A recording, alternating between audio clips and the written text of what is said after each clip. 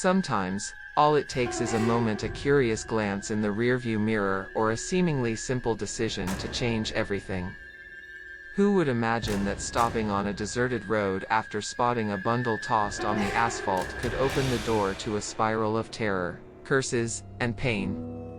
But that's exactly what happened to Javier, an ordinary man, made of flesh, bone, and good intentions, until he crossed paths with an abandoned baby in the dead of night. It sounds like a scene from a movie, but it all unfolded under the starry sky of a forgotten Mexican village, a place still guarded by local traditions few dare to break. In this dark and layered account, you'll follow a series of events that are just as surreal as they are terrifying.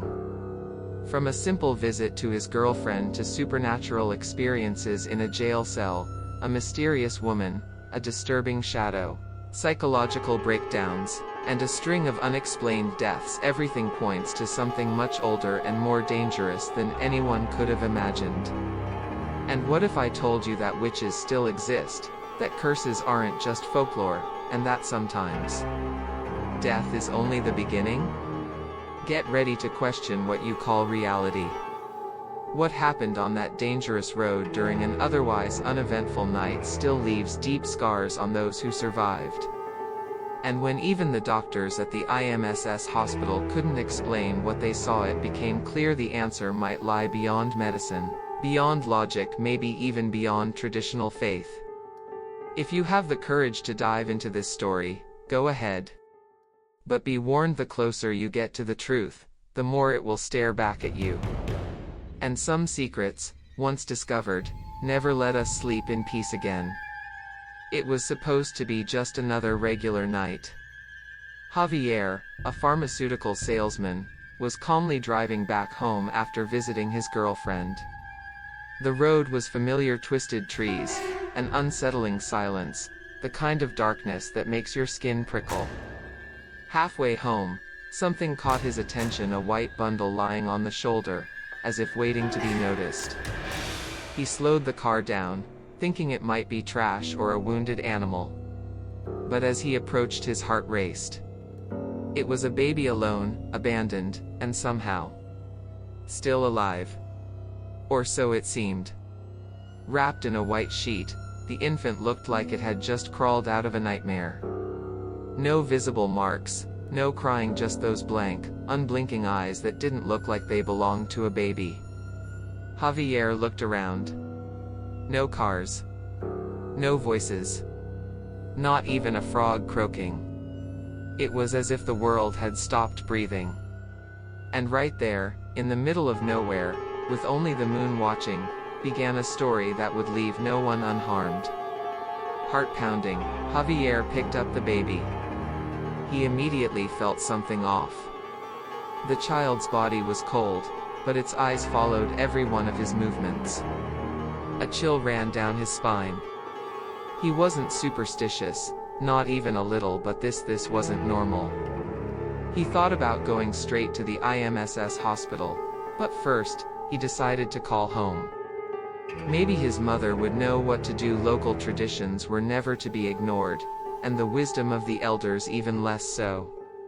What he didn't know was that in that exact moment, he was already marked. Not by fate, but by something far older and darker. The baby was just the beginning, a silent invitation to the abyss. And like many who ignore the warnings of their own intuition, Javier took the first step into the unknown. A step that would lead him to supernatural encounters, possession, and a mysterious woman who looked like she'd stepped out of another world, or perhaps, out of a ritual soaked in shadow. Cradling the baby, his heart pounding in his chest, Javier immediately called his mother. The call dropped on the first try. The signal was weak in that area. When he finally got through, she answered, nervous, voice shaking. "Javier, for God's sake, you didn't touch it, did you?" He froze. That reaction wasn't normal. And then she said the words he'd never forget: "Leave that baby where it is. Don't bring that curse into our home." But Javier was already holding the baby. Leaving it there felt inhumane. What harm could there be in helping a defenseless child? But his mother wasn't speaking lightly. She knew stories about people who found babies like that and ended up dead, with their families destroyed. She mentioned local legends, tales of brujas, witches who used babies in their rituals. That's not a normal child, Javier. That's witchcraft. Get out of there. Shaken, he hung up. Still unsure, he called his brother, Gaston, always the rational one, grounded, logical. Gaston listened in silence, then said bluntly, "Call the police. This smells wrong." But Javier hesitated. He didn't want to just hand the child over like it was a thing. Something inside him, maybe fear, maybe curiosity, held him back. That small, cold, silent presence was starting to mess with his mind. That's when everything began to spiral out of control. Javier thought he was dealing with a bizarre but explainable situation. But that baby was just the tip of something much darker. This wasn't coincidence. And what was about to appear outside his car window, with lifeless eyes and unknown intentions, would make even the most skeptical question their beliefs. Sometimes, the scariest part of a story isn't how it starts but who shows up in the middle of it. As Javier debated whether or not to call the police, a sudden knock on the car window made him jump. He turned and saw a hunched figure, draped in an old shawl, her face hidden in shadows. The mysterious woman didn't say a single word. She simply pointed at the baby with a bony, trembling finger, like she was marking time in a nightmare. Her eyes, or what should have been eyes, looked like two hollow, endless voids. Javier swallowed hard and sped off without thinking. When he told Gaston about it over the phone, his brother tensed. That woman. She just showed up out of nowhere? Javier's answer only made things worse. Yes. And she vanished when I checked the rearview mirror. No footprints, no sign she was ever there. Nothing. It felt like a movie scene, but this was real life. Or something eerily close.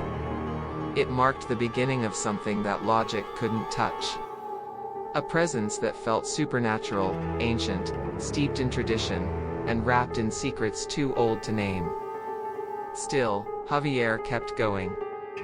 The baby, which had seemed motionless before, started showing strange signs. Its eyes moved in unsettling ways, like it was studying him, and its body twitched at odd intervals, like something was trying to crawl out from inside. The air inside the car turned heavy. A metallic scent mixed with incense filled his lungs. Javier tried convincing himself it was just nerves. But deep down, he knew. This was the start of a possession. He headed straight to the IMSS hospital, hoping professionals could help. Doctors.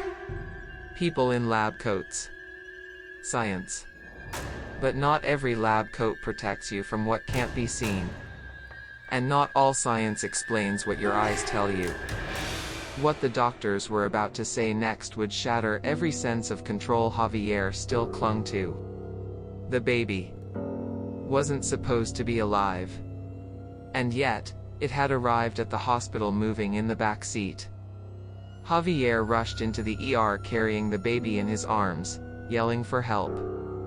The nurses acted quickly, but within minutes, their expressions turned cold. One of the doctors pulled him aside, face pale and voice heavy. "This baby has been dead for days." Javier couldn't believe it. Had seen it move, even heard it make a strange noise in the car. But the doctor didn't flinch. There were unmistakable signs of internal decomposition. The exams confirmed it. The child had been dead for at least a week.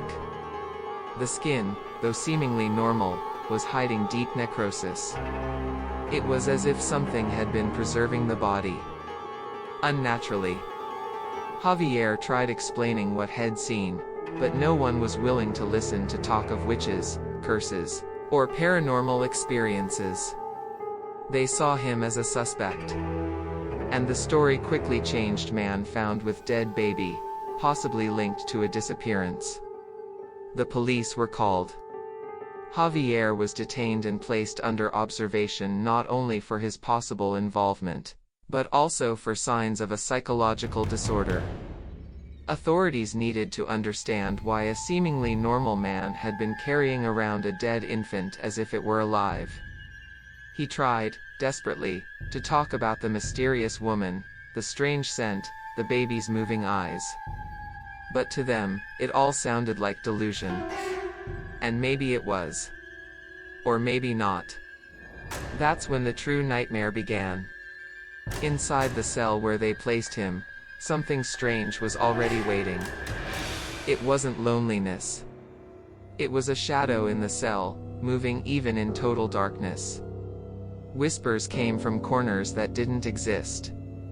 And worst of all, a cellmate, a drunken old man, began speaking in a voice that wasn't his. A voice that knew intimate things about Javier, secrets no one else could possibly know. That cell wasn't just a prison anymore. It had become a stage for the supernatural. The first few nights in that cell were pure torment. Javier could barely sleep, not just because of the oppressive atmosphere, but due to the constant feeling of being watched. Not by guards, but by something shapeless. Every time he closed his eyes, he heard whispers in a language he couldn't understand, ancient, guttural. The shadow in the cell slithered along the walls like living smoke. And it always stopped right beside his bed. There was also a man named Rufino, an old drunk with a slurred voice, who changed completely at night. His voice would shift to something sharp and high-pitched, saying things that made the hair on Javier's neck stand on end. "You touched what you shouldn't have," he repeated, without even looking at him. "She's coming." Javier tried to brush it off, but Rufino began mentioning dates from his childhood, fights with Gaston, even the name of an ex-girlfriend only the family knew. That couldn't be coincidence. Was it possession? A curse? Or was his sanity slipping? Day by day, Javier lost track of time. The air in the cell felt heavier with each passing hour. Small wounds started appearing on his arms, and the dark circles under his eyes deepened to purple. One night, he woke up to a whisper in his ear: "He still breathes through you." No one else was in the cell. But he swore he felt a cold breath touch his skin. This wasn't a breakdown. It was something real, something dark clawing its way into his world. And the strangest part? Even outside the cell, things weren't normal. Guards began reporting odd noises from Javier's wing, sounds they couldn't explain. One even swore he saw a woman standing silently at the cell door at exactly 3:33 a.m., staring straight ahead without blinking. When he checked, nothing. No sign anyone had been there. Coincidence? Maybe. But with every new incident, denying the presence of something unnatural became harder. And Javier was right in the center of it all. Eventually, with no solid evidence, Javier was released. But the damage was done. On his way home, shaken and exhausted, he suddenly felt violently ill. He pulled over and, without warning, vomited a thick, black sludge that smelled worse than anything had ever known. It was like something rotten had been festering inside him. This wasn't just mental or emotional. It was physical, and it was beyond normal. Desperate, Javier called Gaston, who, though still skeptical, took him to a spiritual healer in a small village called Puente Jula, a place known for preserving local healing traditions. There, an old man named Don Ubaldo welcomed him without a single question. Upon seeing Javier, the healer simply said, "You saw what wasn't meant to be seen. And she left something in you." The ritual began that same night: chants, burning herbs, thick lines of salt. The scent was strong but strangely calming. For the first time in weeks, Javier slept soundly. In the following days, things improved. The voices faded. The tremors stopped. He even began eating again.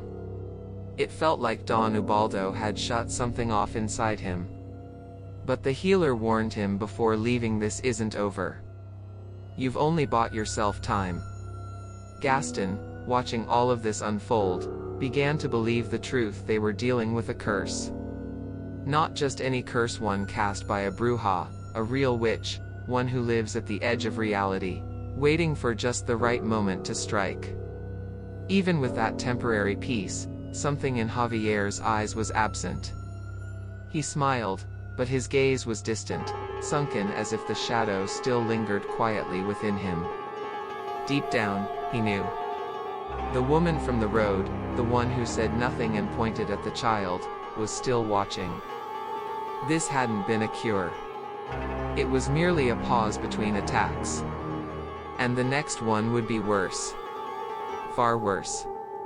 The following weeks were a terrifying descent. Though he had shown improvement after the ritual in Puente Jula, Javier soon began displaying alarming signs. First came the memory lapses. Then the breakdowns. He spoke to himself, laughed at odd hours, and once tried to tear off his own fingernails, claiming he had to pull out what the bruja planted. Gaston, horrified, took him to a psychiatrist, but even the strongest medication couldn't stop the spiral. Slowly, Javier began to isolate himself. He slept with the lights on, scribbled strange symbols on the walls, and claimed there were things crawling beneath the floor. That supernatural experience in the cell had left something open, and whatever was on the other side was starting to come through. The doctor diagnosed a severe psychological disorder, likely trauma-induced psychosis. But the family knew better. This wasn't just illness. This was something science couldn't touch. Something that crept through their home like smoke. One morning, Gaston found him on the bedroom floor, claw marks across his chest and unreadable words written in his own blood. Only one sentence stood out: "She's inside me." Javier's eyes were no longer his own. They were glassy, full of tears but empty of life, like someone who saw everything but understood nothing. The doctors recommended institutionalization. The priests recommended an exorcism. Don Ubaldo said nothing could be done. The curse had reached his heart. In the end, Javier couldn't fight anymore. One quiet night, locked in the bathroom, he took his own life with a rusted blade. The family found a note, a mess of drawings, cryptic symbols, and broken phrases. But in the middle of all that chaos, one sentence kept repeating: "She won." That unexplained death, so senseless on the surface, still haunts the family's home. It wasn't just the loss of a brother, it was the beginning of a deep, burning thirst for vengeance. And Gaston swore he would not let it go unpunished. After Javier's death, everything in the family changed. The house felt cursed, filled with a sorrow that refused to lift. Their mother, Dona Elisa, claimed she often smelled burned candles in the hallway late at night, even though none had been lit. The name no one wanted to say out loud became a whisper in the walls: Bruja. The mysterious woman from the road, that hunched figure who pointed at the baby, was, according to village elders, one of the guardians of a forgotten ritual, sealed with blood and pain. Local traditions speak of children offered as sacrifices and of those who interfere being punished with madness or death. By touching the abandoned baby, Javier had broken a kind of invisible pact. This wasn't just a tragic story, it was the fulfillment of a dark cycle. The spiritual possession, the hallucinations, the paranormal events in the jail cell, they were all part of something bigger. A force that feeds on fear, guilt, and the ignorance of anyone who dares to defy the unseen. Gaston, once the family skeptic, could no longer sit idle. Watching his brother fall apart, consumed by something even doctors couldn't name, awakened a quiet rage inside him. He started investigating on his own, visiting remote villages, speaking to healers, listening to stories whispered in forgotten bars. And that's when he discovered something terrifying. There were others. People who had taken the same dangerous road, seen the same shadow, and met the same end. Today, Gaston lives between fear and curiosity. Deep down, he knows the story isn't over. The evil that took Javier may still be out there, waiting for the next person to stand in its way. But he carries something else too, a thirst for justice. Or revenge. And in his heart, he knows there may only be one way to break this curse, to face the witch hidden in the very place where it all began. Where a baby once seemed to cry but in truth, had already been dead for days. In the end, what would you have done in Javier's place? Would you have left that baby on the road? Or followed your instinct to help, despite your mother's desperate warning? Stories like this force us to think, where does courage end, and the unknown begin? And more importantly, how many curses do we casually mistake for coincidences? How many cases of psychosis, mysterious deaths, or sudden breakdowns are really traces of something science has yet to understand? What do local traditions still know, traditions we've long dismissed in our modern rush? And what if the supernatural isn't out there, but inside us? Dormant. Just waiting for the right trigger, like an abandoned baby. If this story gave you chills, made you reflect on past choices, or brought up a memory that never fully faded, maybe that was the point. Maybe the real lesson is in learning to listen. To the elders.